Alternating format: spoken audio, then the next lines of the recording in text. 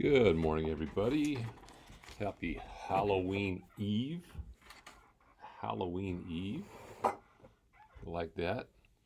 Okay, and since it's almost Halloween, October 30th, we gotta have a scary problem or two, right? I don't know. Some of you are afraid of integers. Gotta dip into those a little bit. Ooh, yeah, gotta make some sound effects, scary sound effects. And I would like for you guys to copy this down. Okay, if you need to, sorry, I did not have time to do a screenshot.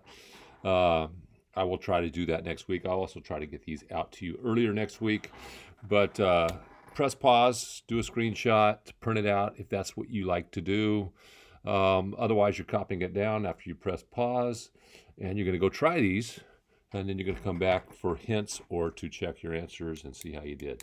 Okay, we will see you in a little bit. Yeah, and it seemed like no time has gone by, and here we are going over the answers, right? The diamonds, 56 and 15. What two numbers have a product of 56? Remember that word product? That's the answer to a multiplication problem with a sum of 15, right? Start using those words. You should talk to yourself. People think you're crazy. It's kind of fun.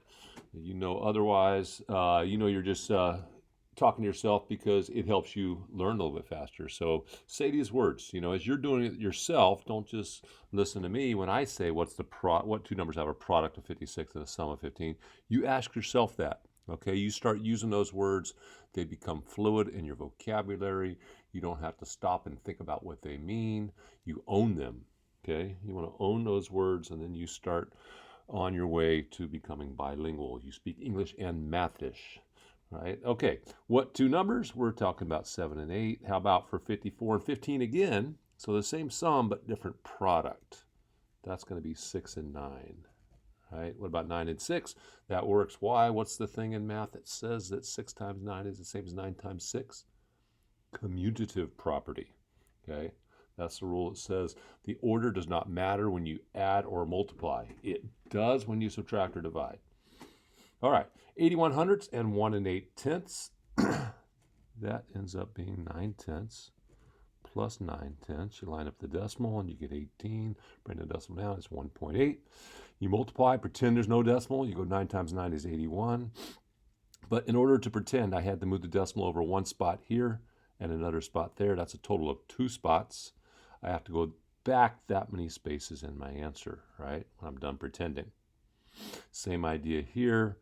I'm just going to give you the answer. It ends up being 3.04, right? You recognize that the factors of 12, some of them are 3 and 4, then you start playing with the decimal and trying to figure out how would that work, okay? And 3 times 4 is 12. I did not have to move the decimal here, right? Can you see the decimal in that 3? Did I write it dark enough? Just playing. If you didn't write it anywhere, it's a whole number. It belongs on the right, but you don't need it, so we usually don't put it there if we don't need it. Okay, but that's where it belongs. So I didn't have to move it anywhere, but I had to move it 2 spots here, so I have to go back 2 spots in my answer. Okay, and again, you add. If I had to put the decimal to add, right? So I can make sure I line up those decimals. And then what helps me whenever I add or subtract when the decimals don't come out to the same spot is I add zeros. You're allowed to add zeros after the decimal. Okay, 3 is the same as 3.00. Okay, I always show that with money. $3 is the same as $3. So 3.04. All right? All right, you're matching these. 1/2 is the same as what? 75 hundredths? Well, that's like 75 cents out of $1. I don't think that's the same as a $1/2.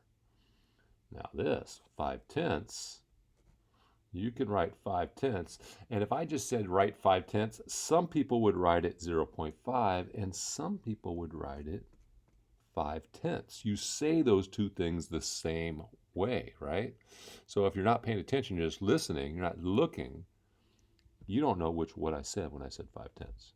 They're equal to the same thing, and 5 tenths is a fraction that simplifies. You say 5 goes into the top and bottom, goes into the top one time. So 1/2 is the same as 5/10, 3/4 of a dollar, 3/4 out of 4 is the same as 75 cents. So that means this. Now, if you did not know how to do these, what you do is you divide the bottom into the top for all fractions. 1/2 is the same as 2 divided into 1. Well, it won't fit, Mr. Daniel. So what do? You add a decimal and 0. 1 is the same as 1.0. Now, dividing with a decimal inside the box, easy peasy. All you do is bring up the decimal and start dividing. Pretend like it's not there now. 2 goes into 10 how many times? 5. All done. 3/4. I'm dividing the bottom into the top. 4 won't fit into 3. Add a decimal and add a 0. Bring up the decimal. How about 4 goes into 30? About 7 times, right? 7 times 4 is 28. Now I get a remainder. I'm going to add another 0. Remember, 3 is the same as 3.0 is the same as 3.00. I can keep adding zeros here and keep dividing. 4 goes into 20 how many times? Nice even 5. So 3/4 is the same as 75 hundredths. 3/8, same idea. Divide the bottom into the top. It won't fit, so I'm going to add a decimal and bring it up and add a 0 and go 8 into 30. How many 8s fit into 30? 8, 16, 24, 32. 32 is too much, so I'm going to go 3 times because that's 24. I get a remainder. What do? I want to keep dividing, so I'm going to add a 0, bring it down. How about 8 into 60? Let's see, 7 times, right? 56. I still get a remainder. Add another 0. You can keep doing this until you get a repeating decimal or an answer for most. Now, sometimes it will never repeat, and you'll have to eventually just say, I'm going to round this number, okay? But 8 goes into 40, nice even 5 times. So 3/8 is the same as 375 thousandths. Okay, something new for you. Here's something new. Ooh, integers. We're scared, it's Halloween, right? All right, integers. When you're adding integers, just think money and think of any negative number as money that you owe. So you have $10 plus you owe $3. Let me see, I have 10, but I owe 3. What would happen if I paid that 3? Well, I'd have 7 left, right? How about if you owe $10 and you only have $3 in your pocket? That person you owe that money, he wants that money bad. So, well, I can pay you the 3, and then I'll still owe you 7. How about if you owe 10 plus you owe 3, now you owe 13. All right? All right. You go try these if you haven't already. Press pause. Okay. Go try these. All right. I have 8 plus I owe 2 means I can pay that 2, and I'm still going to have 6 left. I owe 8 plus I owe 2. Man, I owe a lot. I owe a total of 10, negative 10. I owe 8 plus I have 2. I can pay the 2 I have, but I'm still going to owe 6 more, right? Okay, common mistake here is people think this is negative 10. No, this is money you have. That's money you owe. I'm going to shrink what I owe by that much. Okay, now I have 16 plus I have 6. Oh, I'm rich. Actually, I'm Mr. Daniel. But 16 plus negative 6. I have 16 plus I owe 6. I'm going to pay that 6 I owe, and I'm still going to have how much left over? 10. Now I owe 16, but I have 6. I'm going to pay all 6 that I have, and I'm still going to owe some, though, right? Because I don't have as much as I owe. How much will I still owe? 10. This is negative 10. Now I owe 16 plus I owe 6. Oh, man, I am owing a lot of money. I owe 22 now. Okay, 12 plus 3. Now, when you start doing integers, something like this, you say, oh, that's a hard problem, because you're still confused, right? Yeah, 12 plus 3 is easy. 12 plus 3 is 15. I have 12 plus I have 3. Now, I have 12 and I owe 3. I'm going to pay that 3. I'm still going to have 9 left over. I owe 12 and I owe 3. Oh, man, I owe a total of 15, negative 15. Negative 12, I owe 12, plus I have 3. I'm going to pay that 3 I have, but I'm going to still end up walking away owing 9. 7 plus 5 used to be easy. Now it's hard, right? I have 7, I have 5, I have 12. I have 7, I owe 5. I'm going to pay that 5, and it's going to eat up almost everything I have, but I'm still going to have 2 left. I owe 7, I have 5. I can almost pay my friend back, right? But I'm still going to owe him 2 when I get done. -2. I owe 7, I owe 5. Total, I owe 12 bucks. Okay? All right, calculate 5/10 to the second power. That's 5/10 times 5/10. 5 times 5 is 25. I had to move it over once for the first one, once for the second one, so I got to go back twice. 2500ths. Now, this is a times. I'm going to times before I add that 3, right? Remember, you're supposed to multiply before you add. So 3 times 4/10 is 12, and I move it over one spot. So 1 2/10.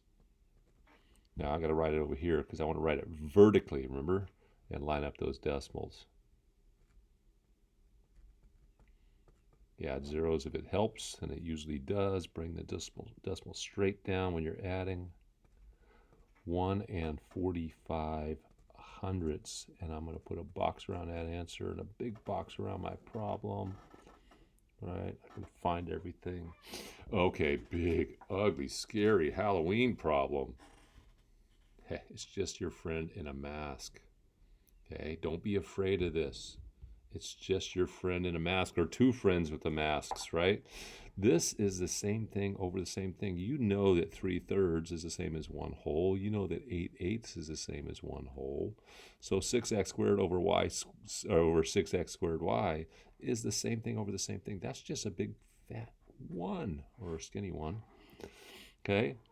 Now, you're supposed to do these parentheses before. I shouldn't have done that first, but I wanted to show you that's a 1.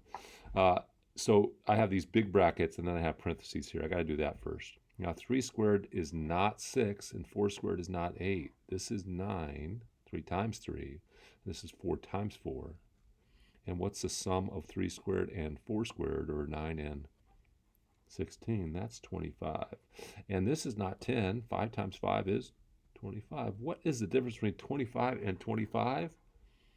0. I have to take this 0 and multiply it by this big, ugly, scary fraction. Does it matter what that is? No, I'm going to multiply it by 0. Anything times 0 is 0, so I have 1 minus 0. That big, ugly, scary Halloween problem was just your friend with a mask, right? Ends up being 1. Hey, have a safe Halloween, everybody. Okay? We will see you on Monday. Lunes. Feliz fin de semana.